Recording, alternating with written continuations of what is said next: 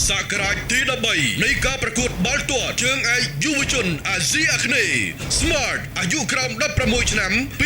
2016បានមកដល់ហើយក្រុមកីឡាករមកពី11ប្រទេសនឹងធ្វើការប្រកួតប្រជែងគ្នានៅពហុកីឡដ្ឋានជាតិអូឡ িম্প ិកថ្ងៃសុក្រទី15ខែកក្កដានេះវិលជុំពូល B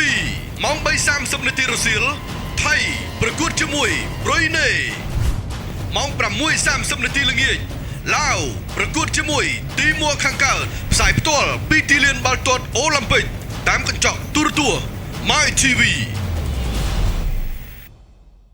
ដៃគូឧបត្ថម្ភផ្លូវការស្មានជីវិតរស់រវើងឧបត្ថម្ភធំដោយហ្វូមលាងមុខត្រជាក់ Gatsby មាន5ប្រភេទសម្រាប់បញ្ហាស្បែកមុខទាំង5លីហួរវេលុយផ្ដល់សេវាកម្មផ្ទេរប្រាក់និងទូទាត់ប្រាក់ទូទាំងប្រទេសលីហួរវេលុយសុវត្ថិភាពទ្វេដងទំនុកចិត្តទ្វេដងសហការឧបត្ថម្ភដោយបេរូកាជំនួយរាងកាយនិងស្មារតីពេញមួយថ្ងៃសំខាន់ចាប់ផ្ដើមជាមួយបេរូកាប៉ូការីស្វេតផ្ដល់នូវសុខភាពល្អជាមួយអ៊ីយ៉ុងភេសជ្ជៈបើកម្លាំងស៊ូបដញ្ញាចូលរួមលើកស្ទួយគ្រប់វិស័យកីឡាជាតិស៊ូកម្លាំងនៃភាពជោគជ័យ